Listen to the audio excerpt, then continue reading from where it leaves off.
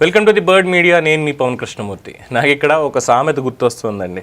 దొంగలు పడ్డ 6 నెలలకి కుక్కల హాడ మురిగాయి అని చెప్పి ఒక పాత సామెత చెప్తారు చూసారా. ఆల్రెడీ అయిపోయిన దానికి ఎందుకు ఇదంతా వచ్చింది అని.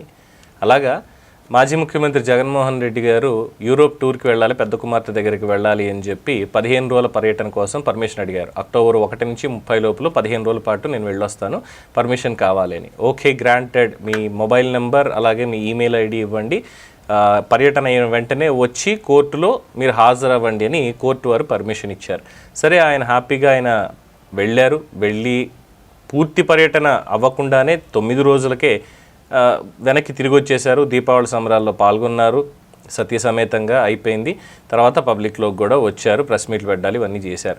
బట్ ఇప్పుడు ఇందులో సిబిఐ వాళ్ళు ఆయన అలా వెళ్ళిన తర్వాత జగన్మోహన్ రెడ్డి గారు ఎక్కడున్నారు ఏంటనేది ట్రాక్ అవ్వట్లేదు మాకు అనే దాంతో ఇంకోటి తెలియదు. కానీ సిబిఐ వాళ్ళు చేసింది, జగన్మోహన్ రెడ్డి ఇచ్చినటువంటిది రాంగ్ నంబర్, తప్పుడు నంబర్ ఇచ్చారు, ఆయన పర్సనల్ నెంబర్ ఇవ్వలేదు, ఆయన ఎక్కడికి వెళ్తున్నారు అనేది కూడా తెలియకుండా గోప్యంగా వెళ్ళారు కాబట్టి పర్యటన రద్దు చేయండి, ఇది చెప్పినటువంటి అంశం. దీని మీద కోర్టు విచారణ చేపట్టి సిబిఐ వాళ్ళు ఇచ్చినటువంటిది విని, వాళ్ళ ఇవన్నీ కూడా విని వాళ్ళు ఏం చెప్పారు, ఇక్కడ సిబిఐ తరఫు న్యాయవాదులు చెప్పింది, మేము 3 సార్లు ఫోన్ చేసాము ఆయన ఇచ్చిన నెంబర్కి, అది పనిచేయడం లేదు, ఇది కోర్టు ఆదేశాలను ఉల్లంఘించడమే, పర్యటన అనుమతిని తక్షణమే రద్దు చేయాలి అని కోరారు. ఈ వార్త ఎప్పుడు వచ్చింది అంటే 23/10/2025 నాటికి పబ్లిష్ అయిందంటే 22వ తేదీ నాటికి ఇది అయిపోయి తీర్పు రిజర్వ్ అయ్యింది.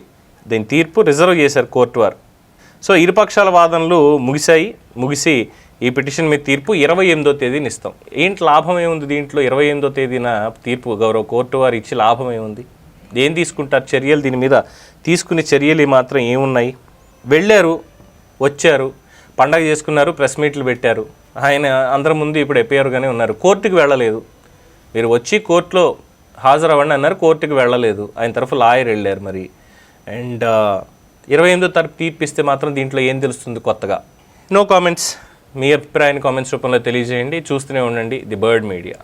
ఈ వీడియో కనుక మీకు నచ్చినట్టయితే లైక్ చేయండి, షేర్ చేయండి, సబ్స్క్రైబ్ చేయండి, అలాగే పక్కనే ఉన్న బెల్ ఐకాన్ని క్లిక్ చేయండి.